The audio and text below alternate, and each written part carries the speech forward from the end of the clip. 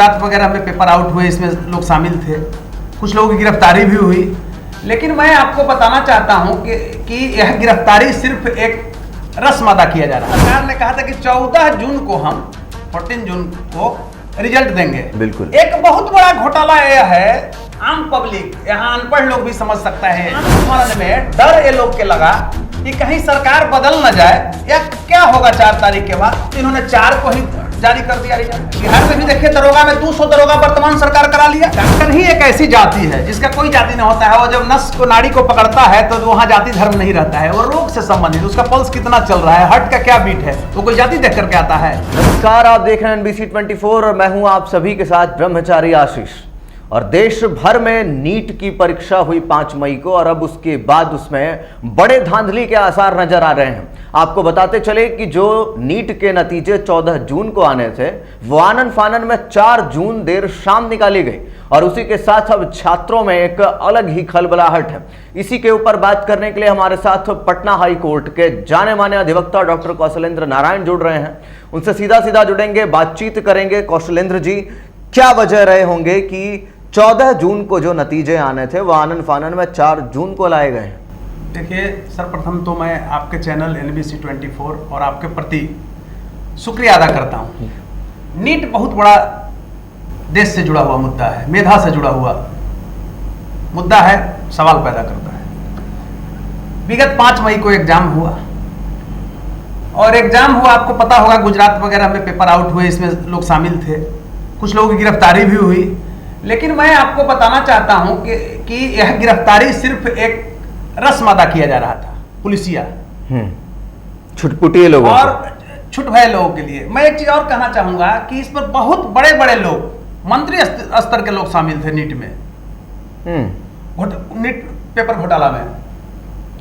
आप एक चीज देखिएगा कि जब घोटाला की बू नहीं आई, तथ्य भी आया, तब तो अरेस्टिंग हुआ, लेकिन उसके बाद कोई तीव्र गति से इस पर कार्रवाई नहीं हो रही है। वही मैं कह रहा था कि इसके ऊपर फिर जल्दी जल्दी काम क्यों नहीं हो रहा है? क्या दबाने की कोशिश है, सबूत साक्ष्य मिटाने की कोशिश है? जी, मैं इसका उदाहरण आपको बता रहा हूं। तीव्र गति से नहीं हो रहा है, ठंडे बस्ती नहीं कि इसको एक कूड़ेदान में डाल दिया गया है इस रूप में। बिल्कुल वो जांच को आज आप देखिए कि सरकार ने कहा था कि 14 जून को हम 14 जून को रिजल्ट देंगे। बिल्कुल एक बहुत बड़ा घोटाला यह है, आम पब्लिक, यहाँ अनपढ़ लोग भी समझ सकता है, जिसको थोड़ा सा भी कंसेस होगा, चाहे वो पॉलिटिकल जागरूक हो या थोड़ा अपने बाल बच्चे के लिए जागरूक हो, कि 4 जून को कल काउंटिंग था, पूरे देश का अस्मिता का सवाल था, देश की राजनीति की दशा और दिशा बदलने वाली थी।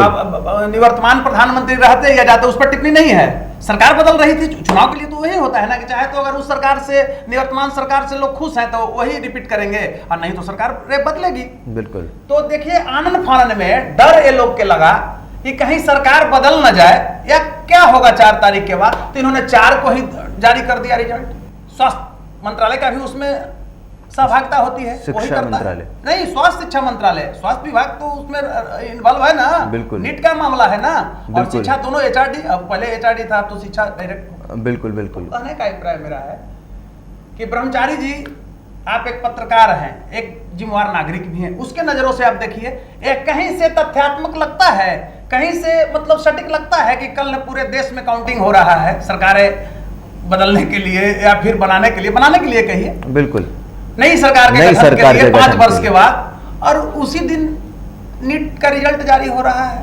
यह बहुत बड़ा स्कैम है। यह अमानवीयता, क्रूरता तथा पाशविकता का और भ्रष्टाचार का नग्न प्रदर्शन है।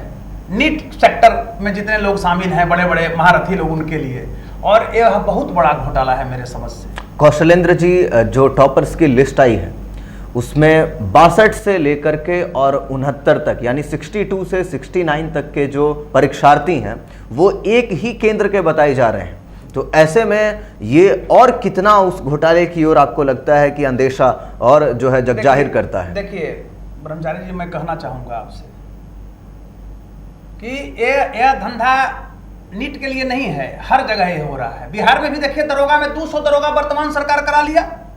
आपके यहाँ BPSC में 67 BPSC में गुजरात कैडर का IAS रंजीत कुमार सिंह यहाँ कई जिले में डीएम रहे, सीतामढ़ी में शिक्षा विभाग में सचिव रहे, बीपीएससी को लूट लिया पेपर आउट में, इसलिए क्यों बच गए कि सरकार उनकी थी, नीतीश जी क्लोज थे, बचा लिए। और 67 बीपीएससी की लड़ाई मैंने ही लड़ी थी बिहार में, तब उसमें देखे होंगे रंजीत रजक डीएसपी गिरफ्तारी हुई या जब उस जोड़ पकड़ा और इनको कैडर यहां से ट्रांसफर कराया गया, बिहार छोड़ के गुजरात जाना पड़ा, उसमें काफी हमको मानसिक तनाव झेलना पड़ा, धमकियां मिली। लेकिन मैं आपको कहना चाहूंगा कि God may love those who die young who die in social work. ईश्वर भी उन्हीं से प्यार करता है जो जवानी में मरता है और सामाजिक कार्य में मरता है। अगर आप चोरी डकैती में मारे जाइएगा तो लोग हंसता है कि चोरी डकैत था, अपराधी था। हम सामाजिक भलाई कर रहे हैं, हम बिहार के 14 करोड़ नहीं पूरे देश के लिए लड़ते हैं। अभी देखिए अस्टालिन मुद्दा मैं लड़ रहा हूं पूरे देश में। अस्टालिन ने सनातन धर्म वाले को गाली दिया, कोरोना, डेंगू, मलेरिया और समूल नष्ट करने के लिए कहा, और पूरे इंडिया में मैंने पहला उन पर कंप्लेन केस दर्ज किया था और मेरे केस में पहला संज्ञान हुआ उन पर पूरे इंडिया में। 9 स्टेट में उन पर एफआईआर लोग किए थे, लेकिन ये सौभाग्य मेरा ही मिला। तो कहने का अभिप्राय मैं आपके बीच में यह चाहता हूं, उसका अभिप्राय यह है कि अब घोटाला सुनते सुनते पब्लिक भी एकदम सरप्लस हो गई है। नहीं तो कौशलेंद्र जी, जिस तरीके से नीट के जो धांधली के आसार दिख रहे हैं, ऐसे में आप पटना हाई कोर्ट को लेकर के पटना हाई कोर्ट में कुछ संज्ञान ले रहे हैं, लेंगे आपके यहाँ तब ना आपने बुलाया मुझे स्टूडियो में, इसी मुद्दे पर ना बुलाया।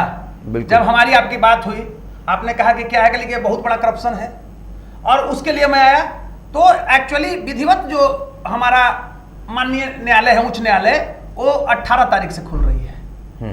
तब तक हम ड्राफ्टिंग में लगे हुए हैं, पेपर का अध्ययन कर रहे हैं। अभी जो 62 से कह रहे हैं कि इतना रोल नंबर तक जो लड़के, उसका रोल नंबर मेरे पास भी आया है, एक ही सेंटर के हैं, उस पर भी हमारा जो टीम है, हमारे जूनियर्स हैं, हमारे कलीग्स हैं, वो अध्ययन कर रहे हैं। उसको हम लोग बैठ कर करके और देख करके उसको फाइल करेंगे PIL में, क्योंकि यह मुद्दा देश की अस्मिता और खासकर मैं बता रहा हूं मेधा के साथ खिलवाड़ है, युवा पीढ़ी के साथ एक बहुत बड़ा खेल है, क्योंकि देश का एक बहुत बड़ा युवाओं का हिस्सा इसमें सम्मिलित होता है, परीक्षा देता है इसमें। पत्रकार महोदय, मैं बार बार इस चीज को कहता हूं कि डॉक्टर ही एक ऐसी जाति है जिसका कोई जाति नहीं होता है। वो जब नस को, नाड़ी को पकड़ता है तो वहां जाति धर्म नहीं रहता है, वो रोग से संबंधित, उसका पल्स कितना चल रहा है, हार्ट का क्या बीट है, वो कोई जाति देख करके आता है नहीं। तो जिस तरह से ये नंगे नाच ये लोग कर रहे हैं, घोटालेबाज लोग, तो क्या उससे सिर्फ एक जाति एक धर्म के लोग प्रभावित होते हैं? नहीं, यह बिहार का आम जनमानस उससे हताहत होता है और प्रभावित होता है। और जिस तरह से बिहार में मेधा का खिलवाड़ किया जा रहा है, यह अमानवीयता और क्रूरता तथा पाशविकता का नग्न प्रदर्शन है। और एक चीज मैं कहना चाहूंगा ब्रह्मचारी जी कि घोटालेबाजे, बलात्कारियों, डकैतों की कोई जाति नहीं होती है, मैं स्पष्ट रूप से कहना चाह रहा हूं। इसलिए ऐसे लोगों को सजा होनी चाहिए। और मैं आपको कह रहा हूं, स्पष्ट रूप से कहता हूं आपके सामने, आपके चैनल के माध्यम से आम जनमानस के बीच ये बताना चाहता हूं कि क्योंकि मीडिया एक जन माध्यम का सशक्त रूप है, हम आप ही के द्वारा आम जनमानस में जाते हैं। तो आम जनमानस को मैं आश्वासन देता हूं कि जब तक मेरा सांस रहेगा तो वर्तमान जो सरकार है इसके खिलाफ मैं, बिहार में भी मैं बता रहा हूं, इसकी घोटाला भ्रष्टाचार के खिलाफ मैं लड़ूंगा। और आज 14 वर्ष से मैं बिहार में लड़ रहा हूं, बड़े बड़े अपराधियों से लड़ा हूं, बड़े बड़े घोटालेबाजों से लड़ा हूं। क्या आप बात करते हैं? यही सरकार है ना बिहार का वर्तमान सरकार, भाजपा और जदयू की सरकार, जिसमें 340 करोड़, वो भी देखिए 340 करोड़ का लेबोरेटरी अपग्रेडेशन घोटाला कर लिया।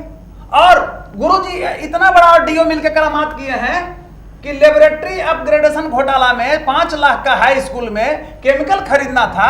ये लोग कहां से लिया है जानते हैं? Utilization certificate. ये लोग यूटिलाइजेशन सर्टिफिकेट जो है वो मुख्य रूप से ले लिया है इंटरप्राइजेज के दुकान से, कॉपी किताब के दुकान से, जबकि केमिस्ट एंड डेग्रिस्ट के यहां से लेना चाहिए। ठीक उसी तरह से यह भी एक शिक्षा से जुड़ा हुआ सवाल है, हमारी अस्मिता से सवाल है, हमारी सांस से जुड़ा हुआ है। डॉक्टर की क्या भूमिका है समाज में, आप समझ रहे हैं, व्यक्ति के लिए। तो अब डॉक्टर साहब अगर ऐसे ऐसे बनेंगे तो आप समझ सकते हैं कि कौन चला सकता है।